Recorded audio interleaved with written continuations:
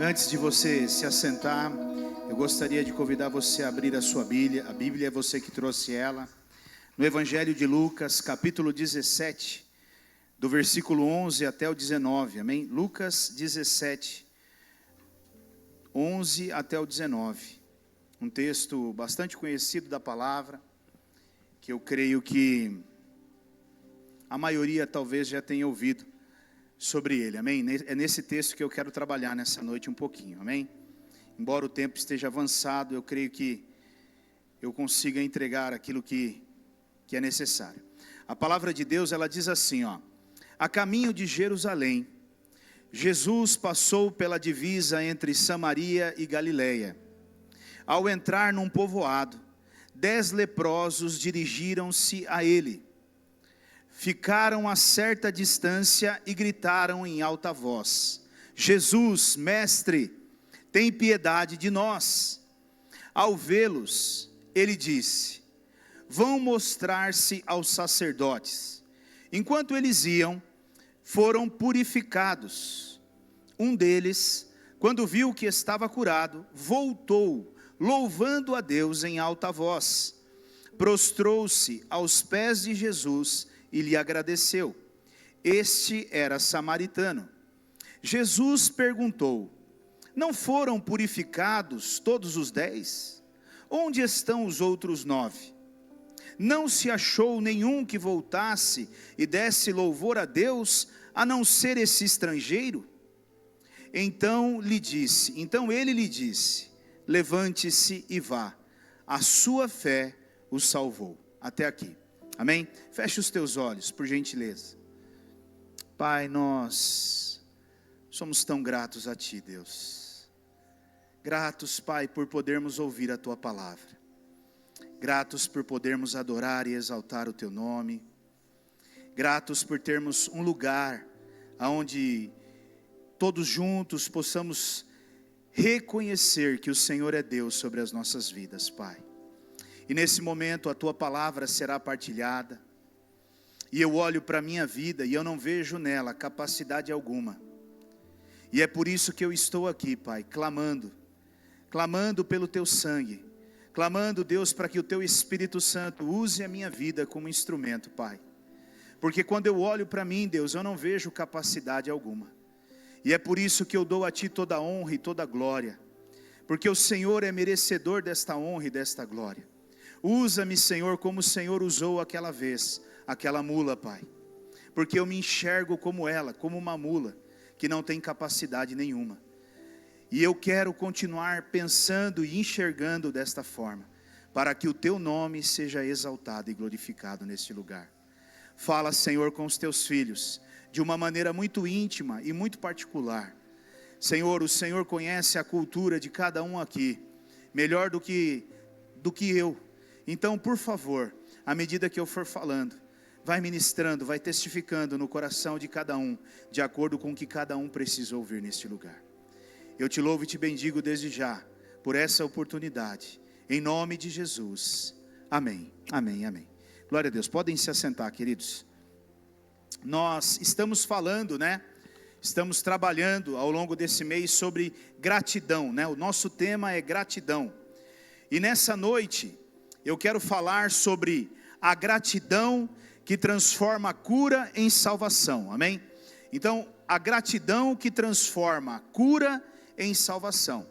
E eu quero começar perguntando algo para você. Nessa noite aqui, o que te trouxe nesse lugar? Interesse ou gratidão? O que moveu você até esse lugar? O que fez com que você saísse da sua casa e viesse até aqui? Um interesse ou gratidão? Você responda aí dentro do teu coração, porque ao longo dessa mensagem, você vai entender o porquê que eu estou dizendo isso, amém? Nós olhamos para esse texto é um texto muito conhecido, e ele nos relata algumas coisas, e eu quero trabalhar dentro dessas coisas com você. Eu quero voltar lá no versículo 11, até o 13, do 11 até o 13 eu quero trabalhar um pouquinho nele. Ele diz assim, a caminho de Jerusalém, Jesus passou pela divisa entre Samaria e Galileia. E ao entrar num povoado, 10 leprosos dirigiram-se a ele. Ficaram a certa distância e gritaram em alta voz: Jesus, mestre, tem piedade de nós. Então, vamos entender um pouquinho desse contexto, para depois nós chegarmos aonde eu quero. Primeiro, Jesus estava passando numa região ali de fronteira, né? Jesus estava numa região de fronteira. Segundo lugar, Jesus estava entrando em meio a 2 povos, a 2 culturas, o judeu e o samaritano. Mas, no meio dessas 2 culturas, havia um problema. E qual é o problema? Os judeus não se davam com os samaritanos. E por que os judeus não se davam com os samaritanos? Porque os judeus se viam como pessoas religiosas, e os samaritanos como pessoas mundanas, que não tinham um lado espiritual, né? Então por isso que havia entre eles ali essa briga, né? Essa rivalidade entre eles, porque um se via como espiritual e julgava o outro como não espiritual. E talvez, se nós fôssemos olhar para os dias de hoje, se eu fosse trazer para a nossa atualidade, eu diria que seria algo mais ou menos parecido com os crentes versus as pessoas que estão no mundo. Você ouve muito isso. Você é o quê? Eu sou crente. E aqueles lá? Aqueles lá são os que estão no mundo, né? Existe muito essa frase no meio cristão. Não, eles são do mundo, e você não é do mundo, né? É uma coisa meio louca, né? Não, eles são do mundo. A impressão que dá é que nós somos muito e eles são nada, né? Pelo fato deles estarem no mundo e de nós estarmos na igreja. Então, esse contexto aí é mais ou menos isso, entre o judeu e o samaritano. E eu vou até além. Eu podia dizer que isso acontece até um pouco mais profundamente dentro das igrejas. Por que isso acontece mais profundamente dentro das igrejas? Porque tem igrejas que acham que só elas são de Deus, e o resto não é de Deus. Tem igrejas que acham que só eles vão ser salvos, o resto já está condenado, né? Isso é muito real. Essa rivalidade existe. Você é de que igreja? Meu Deus, você é dessa igreja? Jesus amado, misericórdia. Quem somos nós, né, para dizer algo sobre alguma estrutura religiosa, né? Jamais deveríamos pensar ou dizer isso. Independente, infelizmente nós sabemos que existem inúmeros escândalos acontecendo por aí, nós sabemos disso, é o tempo todo passado aí nas mídias aí os absurdos, mas enfim, não cabe a nós julgarmos isso, cabe a Deus julgar, porque é Ele quem julga, não nós. O que cabe a nós é vivermos a nossa vida em Deus. E Jesus, ele estava no meio desse contexto religioso, e um pouquinho mais. Porque ali, queridos, ele se depara com aqueles leprosos. E pela lei de Moisés, os leprosos, eles tinham que ficar separados, porque eles eram considerados impuros. Então eles não poderiam conviver no meio da sociedade. Eles tinham que ir para um lugar e ficar separados naquele lugar. E não só separados. Se porventura alguém chegasse próximo a eles, eles tinham que levantar a voz e gritar: impuro!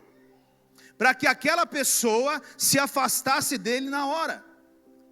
Agora imagine você, alguém que já vive excluído de uma sociedade. Além de excluído de uma sociedade, quando alguém se aproxima, ainda precisa gritar: impuro! Para que essa pessoa se afaste dele. Esse era o contexto que Jesus estava entrando. Essas eram as vidas que Jesus estava se envolvendo, né? Agora, querido, imagine o coração dessas pessoas. Imagine o que se passava dentro do coração dessas pessoas. Imagina a dor, o sofrimento que havia na alma dessas pessoas, por estarem excluídas de uma sociedade, né? E de maneira nenhuma elas conseguiam ter acesso a ninguém. E eu quero traçar um paralelo aqui, levando você a refletir. Jesus estava diante de leprosos, mas eu quero falar para você, quem são os leprosos de hoje? Quem são os leprosos de hoje? Sabe quem são os leprosos de hoje? Os leprosos de hoje são as prostitutas. Os leprosos de hoje são os alcoólatras. Os leprosos de hoje são os viciados em droga. São pessoas que estão à beira do caminho, marginalizadas. Esses são os leprosos de hoje. São essas pessoas que hoje estão aí, à margem de uma sociedade. Aliás, os leprosos também são, escute bem, os leprosos também são pessoas que um dia já estiveram dentro da igreja e já tiveram experiências com Deus, mas infelizmente por algum motivo se desviaram e voltaram para a prática da vida antiga, e que muitas vezes são julgadas por mim e por você, são julgadas por nós. Esses são os leprosos, e eu e você precisamos passar a olhar para isso da forma correta. Sabe, irmãos, quantas pessoas com dons, com talentos, com habilidades, quantas pessoas com chamado estão aí fora se drogando nesse momento, estão aí fora se prostituindo nesse momento, estão à margem do caminho nesse momento. E se eu e você não entendermos isso, jamais nós faremos alguma coisa. Imagine para você, sabe, nós temos uma congregação ali em Votorantim, na cidade de Sorocaba, perto de Sorocaba, né? E lá é um lugar onde nós temos muito contato com gente que é envolvida com droga, né, com prostituição. E nós tínhamos, quando nós começamos o trabalho lá, nós tínhamos uma moça que começou a ir na igreja, e ela irmãos, o dia que nós fizemos um culto e ela cantou, irmãos, a hora que ela cantou perto de mim, que eu ouvi a afinação dela, eu disse, meu Deus, essa mulher vai ser uma levita aqui nessa igreja, Senhor. Mas ela cantava com uma afinação muito boa, e ela se derramava na presença de Deus, né? E aí eu comecei a conversar, e ela vivia na prostituição. E aí ela falou, pastor, é tão difícil, pastor, eu me sinto envergonhada. Eu disse, não pare, continue, nós vamos te ajudar, né, e tal, e aquela coisa toda, né? E eu dizia sempre para ela, seu maior desafio vai estar aí, porque Satanás todas as vezes vai se levantar e vai te acusar. E ela não conseguiu se manter na igreja, exatamente por isso, porque ela nos olhava como pessoas santas e ela como um pecador. E ela dizia, eu não sou digna de estar no meio de vocês. Como, meu irmão? Como que ela não era digna de estar no nosso meio? Quem somos nós? Quem somos nós? Um bando de pecador, igual a ela, talvez com práticas diferentes da dela. E esse é o maior desafio nosso como igreja, entendermos isso, porque o crente, ele não entende determinadas coisas. O crente, ele julga determinadas coisas, mas ele não olha para ele mesmo. E nós precisamos olhar para nós. É muito fácil você apontar para o outro e dizer, mas aquele lá vive pecando, e você? Não peca? Parece que nós vestimos uma capa de santidade, e esse negócio entra dentro de nós e faz com que a gente não se arrependa mais e não enxergue mais que somos pecadores. Meu irmão, nós precisamos mudar essa mentalidade, senão nós nunca vamos conseguir ter acesso a alguém desse tipo. Eu fui hoje no mercado pegar um pão. Eu moro no bairro do Santa Fé, nasci em Itupeva, cresci em Itupeva, sou cidadão itupevense mesmo. Vi Itupeva nascer, crescer. Meu avô pescou no Rio Preto aqui em Itupeva. Então você imagina que o negócio é antigo, né? Então a gente conhece muita gente. E eu fui no mercado hoje, tinha um cara na minha frente, pegando pão, e eu sabia que ele era um viciado. Nós sabemos, nós conhecemos as pessoas, né? Mas irmãos, todo arrebentado, todo daquele jeito que você pode imaginar como anda mesmo alguém que usa droga, né? Mas pensa num rapaz que me entregou o pegador de pão com uma educação. Pensa numa educação que, olha, meu irmão, coisa linda de ver. E aí eu agradeci e eu fiquei pensando nisso, eu falei, eu já tinha essa palavra, eu estava pensando, meditando nela, e eu dizia, meu Deus, como nós precisamos ser mais acessíveis a essas pessoas. Porque na verdade, sabe o que a maioria dos drogados, das prostitutas, dos alcoólatras, enfim, dos desviados, a única coisa que passa pela cabeça deles é que nós cristãos vamos julgar eles. E nós nunca deveríamos fazer isso, porque Jesus nunca faria isso. O que nós deveríamos fazer é acolher, amém? Mas vamos correndo aí, senão eu não vou chegar onde eu preciso. Então, eles viram que Jesus estava entrando ali naquele povoado, e eles gritaram por Jesus, né? Jesus, mestre. Agora, queridos, perceba uma coisa. Eles sabiam muito bem quem era Jesus, e eles sabiam muito bem que Jesus podia sim os curá-lo. E eles não eram alguém que tinham acesso a tudo, mas uma coisa eles sabiam, que Jesus curava. E eles não perderam e nem desperdiçaram a oportunidade que eles tiveram quando viram Jesus. Olha o versículo 14. Ao vê-los, ele disse: vão mostrar-se aos sacerdotes. Enquanto eles iam, foram purificados. Meu irmão, olha que coisa tremenda isso aqui.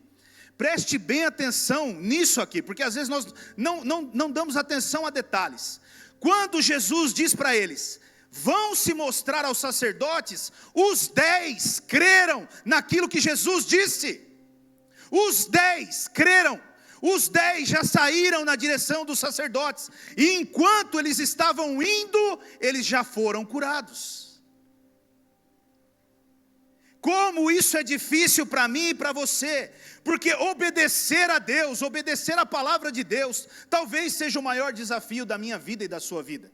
Nós vamos na igreja, nós ouvimos a palavra de Deus, mas nós temos dificuldade de obedecer a palavra de Deus. E eles dizem, mestre, Jesus, e Jesus fala algo muito, né? Eu imagino que talvez na cabeça deles ia acontecer o quê? Jesus ia chamar os 10, porque Jesus faz umas coisas doidas, né? Um ele pega o barro, gospe no chão e dá aquela passada no olho do outro, o outro ele pergunta o que quer, e Jesus faz umas coisas doidas, mas ali, naquilo ali, Jesus faz uma coisa inusitada, ele fala assim, já pode ir indo lá e se apresentando para os sacerdotes.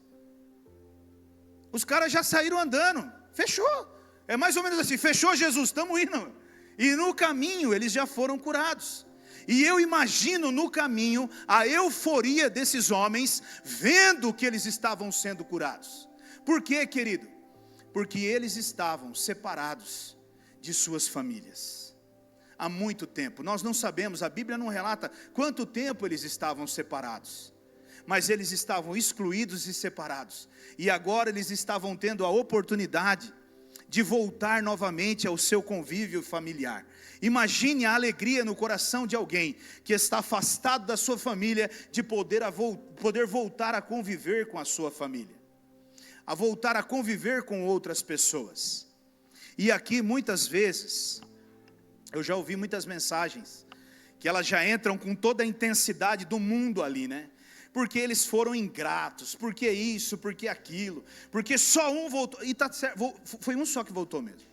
Mas meu irmão, entenda algumas coisas, eu também não estou aqui defendendo nada, o que eu estou dizendo é que muitas vezes, eles se perderam até no milagre que eles receberam, eles ficaram tão perdidos naquilo que Jesus fez na vida deles, que eles não sabiam nem como se comportar, eles não sabiam nem como reagir diante de uma cura dessa que eles receberam. Mas aqui é só o contexto do que eu queria falar. Agora eu quero entrar exatamente dentro da mensagem da gratidão que transforma a cura em salvação, que está lá no versículo 15. Aqui começa o que eu quero falar nessa noite. Olha que interessante, ele diz assim, um deles, um dos 10, quando viu que estava curado, voltou, diga voltou, isso, mais uma vez, voltou, louvando a Deus em alta voz, e prostrou-se aos pés de Jesus e lhe agradeceu. Este era samaritano. E Jesus perguntou: não foram purificados todos os 10? Onde estão os outros 9? Não se achou nenhum que voltasse e desse louvor a Deus, a não ser esse estrangeiro?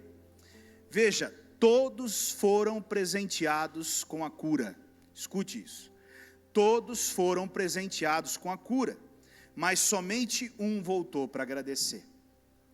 9 deles eram judeus, 9 deles eram religiosos, um deles era samaritano, um deles era estrangeiro, e aos olhos do samaritano, um mundano. Mas quem foi que voltou? Mas quem foi que voltou?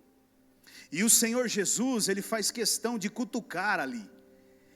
Jesus, ele cutuca ainda, porque olha o que ele fala no versículo 18, ele diz assim, ó: não se achou nenhum que voltasse e desse louvor a Deus, a não ser este estrangeiro. Jesus usa até uma linguagem ali meio pejorativa, é como se Jesus estivesse de alguma forma tentando diminuir aquele samaritano, mas Jesus não estava diminuindo o samaritano, Jesus na verdade estava cutucando os religiosos. Mas não teve mais ninguém dos bam aí que ama a Deus, que ora, que é isso e que é aquilo? Esses não voltaram? Só voltou o estrangeiro, ou seja, o improvável, o mundano, aquele que não tem valor algum, né? Querido, escute bem, a religião, ou a religiosidade, ela visa os meus próprios interesses. A religião ou a religiosidade, ela visa as minhas próprias necessidades. A religião ou a religiosidade, ela visa a minha própria satisfação. Aliás, escute bem, o que traz um religioso para a igreja, não é a pessoa de Jesus, mas sim o que a pessoa de Jesus pode fazer na vida dele. O que traz um religioso para a igreja não tem a ver com a pessoa de Jesus, mas tem a ver com o que Jesus pode fazer na vida dele. O religioso, ele não está preocupado com os pés de Jesus, ele está preocupado com as mãos de Jesus, as mãos que abençoam, as mãos que curam, as mãos que fazem os milagres. Querido, Jesus, e isso está errado. Por que que isso está errado? Porque Jesus é o Rei dos Reis e Senhor dos Senhores. Porque Jesus é aquele que morreu na cruz no meu e no seu lugar. Porque Jesus é aquele que nos resgatou do inferno e nos transportou para o reino do Filho amado dele. E isso precisa ser o suficiente para mim e para você virmos até Jesus. Mas infelizmente o religioso, ele não pensa assim. E eu falei isso no sábado aqui. Na ministração de sábado eu estava falando de uma mulher prostituta, que ficou sabendo que Jesus havia sido convidado para jantar na casa de um fariseu, e ela entra na casa daquele fariseu sem ser convidada, e além de entrar na casa daquele fariseu sem ser convidada, ela vai aos pés de Jesus, e derrama, e unge os pés de Jesus com um perfume caríssimo. E ela não estava fazendo isso porque ela estava interessada no que Jesus podia fazer. Não, ela estava fazendo isso por gratidão a Jesus, pelo que Ele fez na vida dela. E o que foi que Ele fez na vida dela? Jesus não fez nada mais, nada menos, do que saber que ela era uma prostituta, e ainda assim a perdoar, e a trazê-la para perto dele. Meu irmão, não há, escute, não há valor maior do que a salvação na minha e na sua vida. Não há, escute o que eu estou te dizendo, não há dinheiro, não há poder, não há carro, não há casa, não existe algo que possa pagar a salvação eterna. E muitos de nós nos perdemos no meio de tudo isso, nos esquecemos disso e começamos a olhar para Jesus como uma moeda de troca. trazemos o nosso dízimo na casa de Deus com um interesse: recebermos de Deus 100 vezes mais. E Ele dá, porque Ele promete na palavra dEle, e Ele cumpre. Mas o que motiva o seu coração não pode ser isso.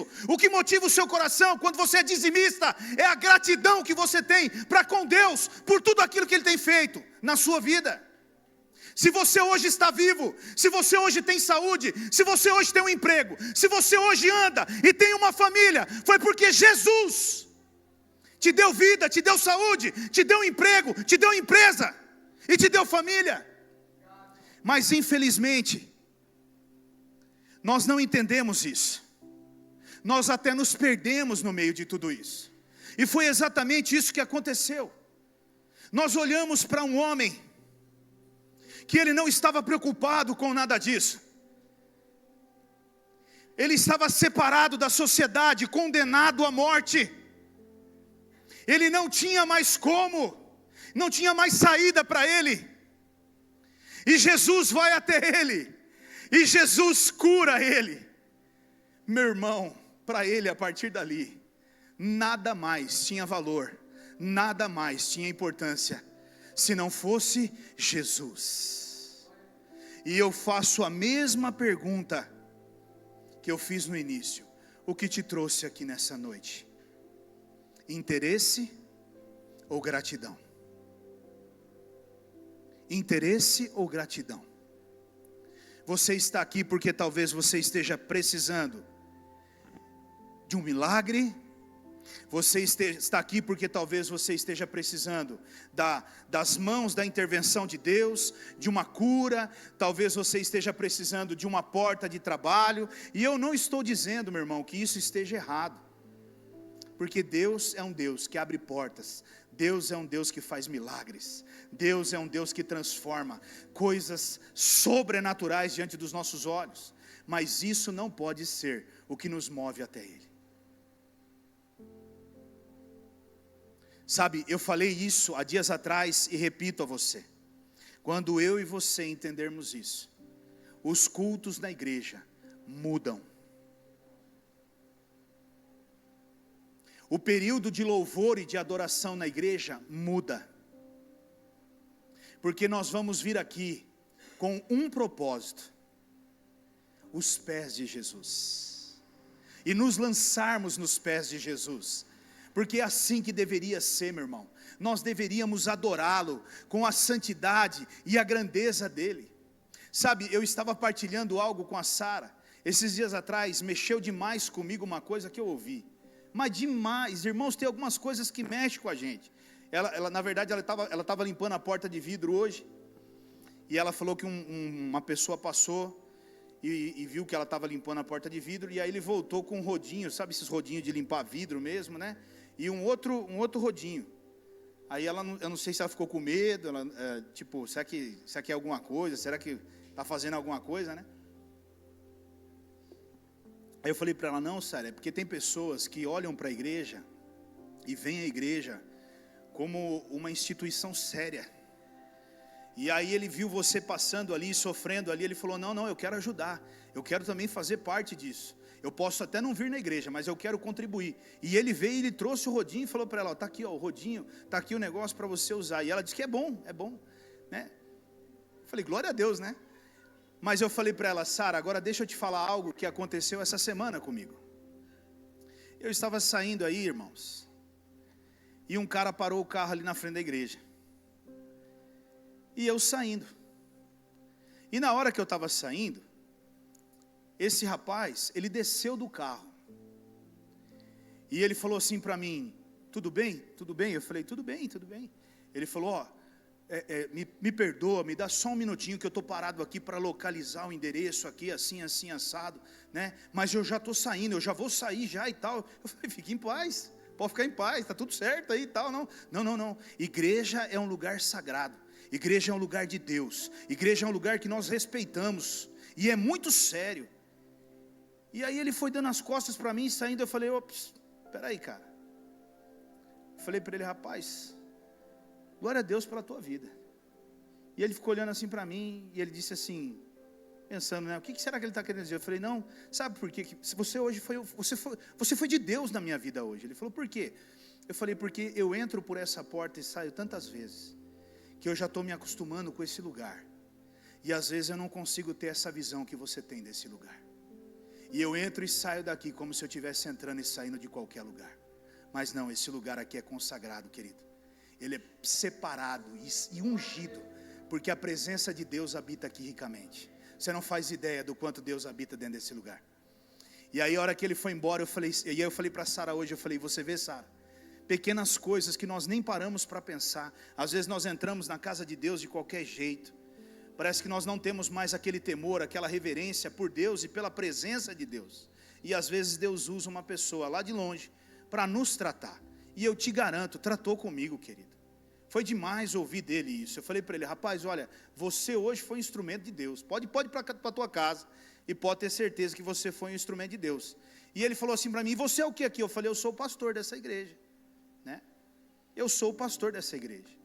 E talvez você possa até pensar assim, rapaz, você... sou, e não tem problema nenhum em assumir isso, querido.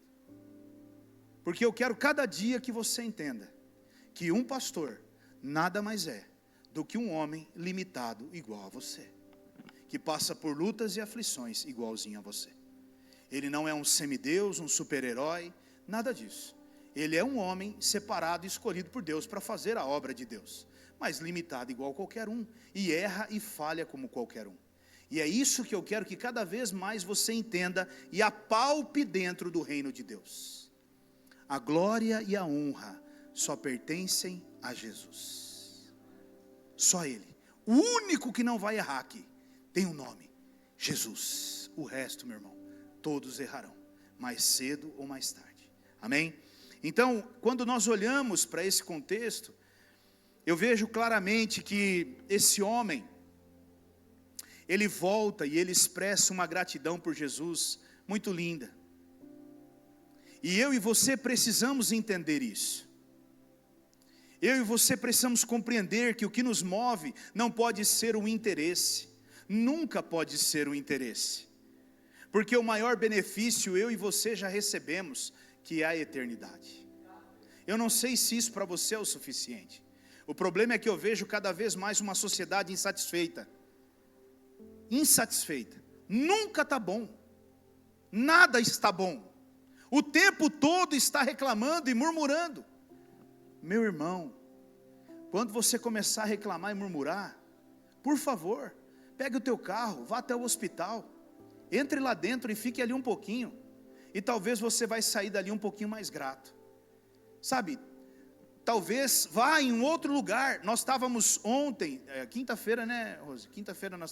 Quinta-feira o Isaac foi fazer lá o exame dele de karatê lá, o moleque é ninja, tá virando ninja nosso filho, daqui um dia ele está voando, giraia, né? E aí nós estávamos lá, e você, se você quiser, você deixa Deus tratar com você em tudo, meu irmão. E ali havia um rapaz com um garoto especial, e nós ali vendo o Isaac fazendo exame, só prestando atenção aqui do lado, aqui ó, no garoto especial. E aí a Rose falou para mim, meu Deus, como é difícil você ver, porque assim, ele não para, ele fica ali, ele saía, e ele gritava, e ele se mexia, ele se movimentava, sabe, uma coisa assim, muito difícil, e ele brincando, tentando entreter, só que meu irmão, eu imagino que isso seja, não um minuto, seja um dia, um mês, um ano, e anos acontecendo isso. Na hora ainda eu falei para a Rose, Rose, na hora eu me lembrei da irmã Neuza, lá de Sorocaba. Irmã Neuza, Betão foi comigo lá. 3 irmãos. A irmã Neuza tem 3 filhos especiais com problema mental. 3, dentro da mesma casa, uma senhora de idade. Ele tira a camisa da cabeça e joga no chão, ela põe a camisa na cabeça, ele tira e joga no chão, ela põe na cabeça, ele tira, ela joga no chão, ele põe na cabeça, ela tira. Irmão, nós ficamos, irmãos, é doideira. Então, quando você for reclamar, quando você for murmurar, dá uma olhadinha à sua volta. Talvez você vai encontrar bons motivos para agradecer, ao invés de reclamar. e muito. O problema é que nós sempre olhamos para onde nós não deveríamos olhar. Olhe para o lado certo. Versículo 19. Deixa eu ver meu horário aqui, glória a Deus. Perdão pela correria, mas hoje eu preciso terminar no horário. Então ele lhe disse, Jesus dizendo, levante-se e vá, a sua fé o salvou. Queridos, esse texto que nós acabamos de ler, ele relata que 10 pessoas foram curadas. Mas ele relata também que uma só foi salva. Ele deixa claro que um foi salvo, 10 foi curado. Irmão, escute bem o que eu vou dizer para você. Cura não tem a ver com salvação. Cura é uma coisa, salvação é outra. Cura é para a sua vida terrena, salvação é para a sua vida eterna. Muitos estão buscando a cura para essa terra. Muitos estão buscando a cura para viver uma vida boa nessa terra. Muitos estão buscando a cura para viver uma vida gostosa nessa terra. Deixa eu te dizer uma coisa. Você é crente. Você é de Deus. E mora num lugar aonde não pertence a Deus. Porque esse mundo é governado por Satanás. Como você quer ter paz vivendo num lugar que não é a sua casa? Não, aqui eu e você vamos viver aflições e guerra o tempo todo. Porque o seu adversário, ele declarou que ele quer roubar, matar e destruir você e a sua família. E ele não vai parar enquanto ele não conseguir o que ele quer. Mas nós estamos buscando outras coisas. Nós estamos aqui vivendo a nossa vida e curtindo e desfrutando, como se nós estivéssemos vivendo de férias. Continue de férias, e você vai ver o que Satanás vai fazer com a sua família e com a sua vida.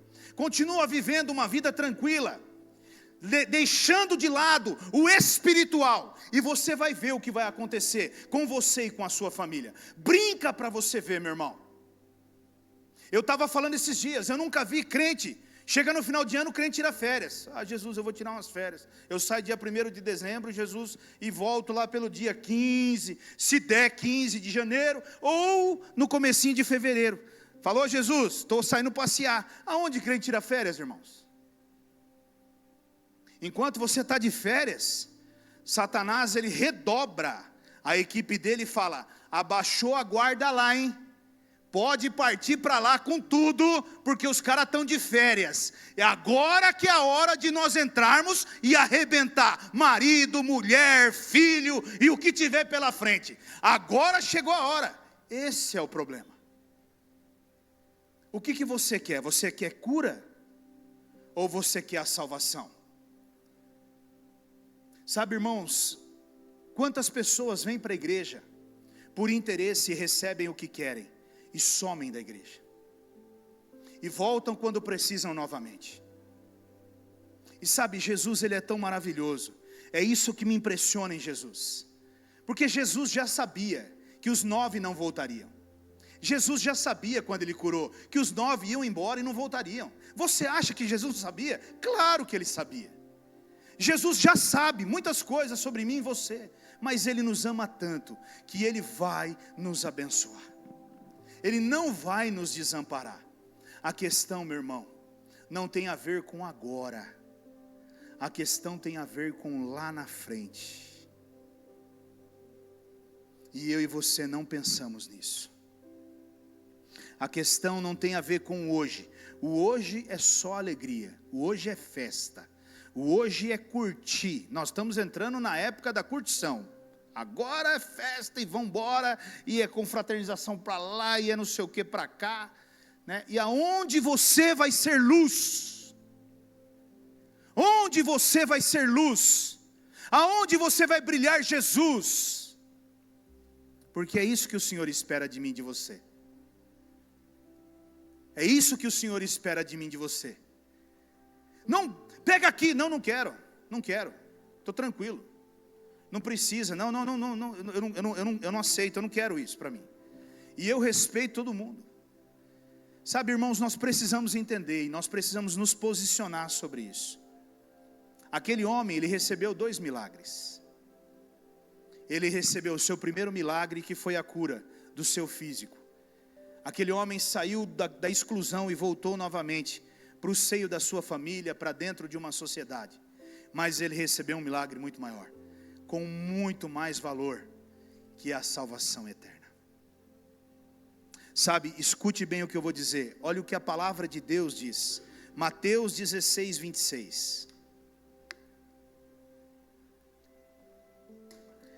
Pois que adiantará ao homem ganhar o mundo inteiro e perder a sua alma? Que adiantará, meu irmão? De que adianta nós termos tantas coisas? De que adianta, querido, você ter muitas coisas? De que adianta você correr atrás de tantas coisas, se uma só importa: a tua salvação? A tua salvação.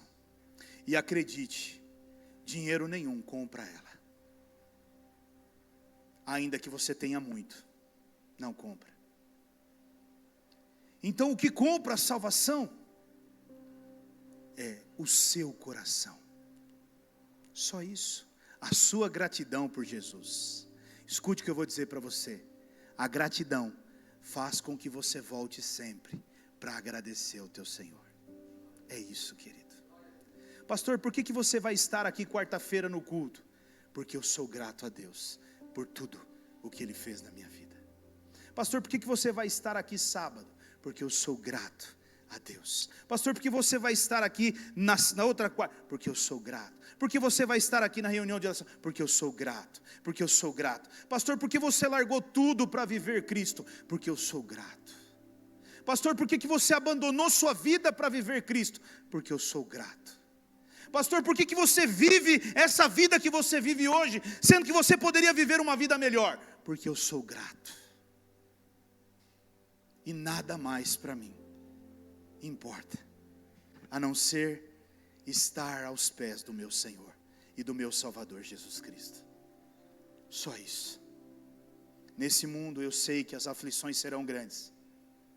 E cada dia mais, eu tiro o meu coração desse mundo, e eu coloco o meu coração e a minha esperança nesse lugar que está preparado para nós, queridos. Ah, meu irmão, se nós tivéssemos pelo menos um fragmento do céu, nós nunca mais desejaríamos ficar nesse lugar que nós estamos. Ore por isso, clame por isso, peça a Deus por isso. Diga: Deus, sabe, irmãos, tem algumas coisas que nós precisamos entender. Meu tempo não me deixa. Oh, Jesus. O pessoal do louvor vai se organizando aí, em nome de Jesus. Tem algumas coisas que não entram na minha mente. Uma delas, a Bíblia diz em Apocalipse que João, ele teve uma revelação do céu. O próprio Deus falou para ele: sobe para cá. Deus, imagina Deus falando para você: sobe aqui, que eu quero te mostrar umas coisinhas aqui do céu. Meu irmão, desculpa, mas eu falo para Deus todo dia: Deus, quando é que vai chegar o convite para mim subir para aí? Irmão, eu quero subir, eu quero ver. Eu peço, Ele diz na palavra dele: pede e você recebe. Então eu estou pedindo, uma hora vai vir. E eu fico imaginando, a hora que o céu abrir, a hora que o negócio acontecer, irmão, você vai ver um pastor doido. Ah, você não viu ainda, você vai ver. Isso aqui é só doido de natureza mesmo, de nascença. Mas a hora que eu ver o céu, aí o negócio vai transbordar. Irmãos, nós precisamos ter esse desejo do céu. Nós precisamos buscar isso. Não é possível que nós não entendemos ainda que nós estamos enganados, sendo enganados na cara dura, sendo roubados na cara dura, cada vez mais pelo inimigo. De uma maneira sorrateira, ele está entrando, e nós vamos vendo ele levando nossa família embora. Eu vejo pais olhando e vendo seu filho se perdendo e não fazem nada. O que eu posso fazer, pastor? como um bom crente, orar, jejuar, ser referência e exemplo de homem e mulher de Deus para ele ou para ela. Nós precisamos nos posicionar, irmãos. Satanás está destruindo uma geração inteira. Eu vejo igrejas, e eu não estou criticando ninguém, mas eu vejo igrejas levantando jovens. Daqui uns dias eu vou... irmãos, isso é doideira para mim. Irmãos, tem umas coisas que só Jesus Cristo na minha vida. Eu preciso ser tratado nisso ainda. Daqui uns dias eu vou chegar na igreja e vai ter o carinha dentro da igreja com ateliê de tatuagem. O que você está fazendo aí, cara? Não, aqui eu montei um estúdiozinho que eu faço tatuagem dentro da igreja. Tatuagem dentro da igreja? É porque agora pode. Está podendo, já está tudo certo. Agora já está até liberado aqui na Bíblia aqui. Também não estou criticando ninguém. O entendimento é de cada um.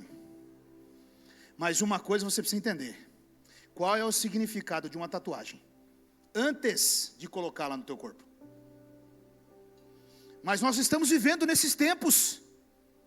Essas modernidades têm entrado. E se isso é a maneira que nós estamos encontrando de ganhar jovens para Jesus, não, nós não estamos ganhando jovens para Jesus. Nós estamos ganhando para o mundo.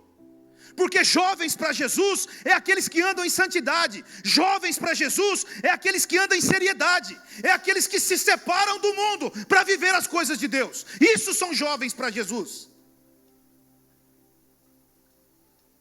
Nós poderíamos encher, transbordar de jovem aqui, mas não é isso que eu tenho orado. Eu tenho orado a Deus por jovens de verdade, crentes, que estão dispostos a pagar um preço para viver o chamado de Deus na vida deles. Jovens que não negociam com o pecado. Jovens que querem viver uma santidade de verdade, não com o mundo, mas com Deus. Irmãos, escute o que eu estou dizendo para você. Ouça bem o que você está buscando. Ouça o que eu estou te dizendo. O que você está buscando, você não vai encontrar no lugar que você está buscando. Vou repetir. O que você está buscando, você não vai encontrar no lugar que você está buscando. Porque o que você está buscando só se encontra no céu. Não há outro lugar.